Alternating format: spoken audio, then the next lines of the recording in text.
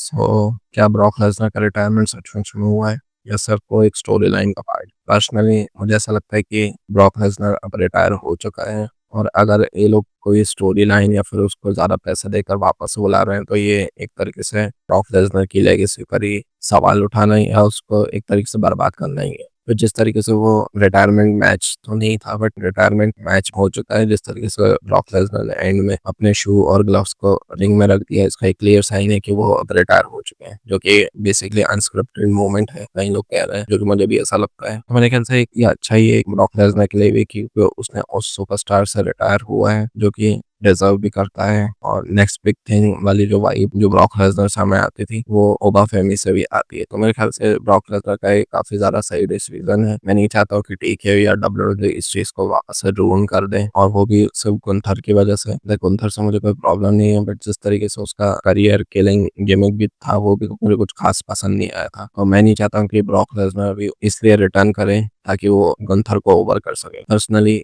इससे ना गुंथर को फायदा होगा ना ही ब्रॉक लेसनर। तो आई होप डब्ल्यूडब्ल्यूई और टीके वालों में थोड़ी सी अगर अकल बची हो तो वो ये चीज को ना करें, क्योंकि इससे ना दोनों में से किसी को फायदा होगा, बल्कि ये चीज का कोई सेंस भी नहीं बनाएगा। तुम खुद ही सोचो, ब्रॉक लेसनर एक बार रिटायर हो चुका है, वो अपने वापस से रिटायरमेंट से बाहर आया इसलिए ताकि वो गुंथर को ओवर करने आए। और गुंथर भाई इतना ज्यादा बिल्ड तो हो ही चुका है कि उसको मेरे ख्याल से अब ओवर करने की जरूरत नहीं है। और पर्सनली मैं बताऊं तो मेरे ख्याल से उसका जो करियर किलिंग कैरेक्टर है, वो उसको भी अब रिटायर कर ही देना चाहिए, क्योंकि वो बहुत ही ज्यादा रैंडमली और काफी ज्यादा अजीब तरीके से मेरे को लगा। जो अभी जो नॉर्मल कैरेक्टर है उसका, वही मेरे ख्याल से ठीक है। और आई होप ये चीज को डब्ल्यूडब्ल्यूई ना करे, क्योंकि इससे ना ब्रॉक लेसनर को कोई फायदा है ना ही गुंथर को, और हमें तो टॉर्चर ही है और कुछ नहीं है। सो मुझे ऐसा लगता है कि ब्रॉक लेसनर इसलिए रिटायर हो गया होगा क्योंकि उसने टीकेओ का पहले ही प्लान देख लिए होंगे, जिसके बाद उसको डर लग रहा होगा, इसलिए उसने रिटायरमेंट ले लिया होगा। क्योंकि अगर तुम जॉन सीना और एजे स्टाइल्स का भी रिटायरमेंट देखोगे, तो जिस तरीके से डब्ल्यूडब्ल्यूई और टीकेओ ने मिलकर उस चीज को बर्बाद करा है, तो इस चीज से शायद ब्रॉक लेसनर ने लेसन लिया है कि उसको शायद जल्दी और यहीं पे शायद परफेक्ट रिटायरमेंट लेने का टाइम होगा। तो शायद इसलिए उसने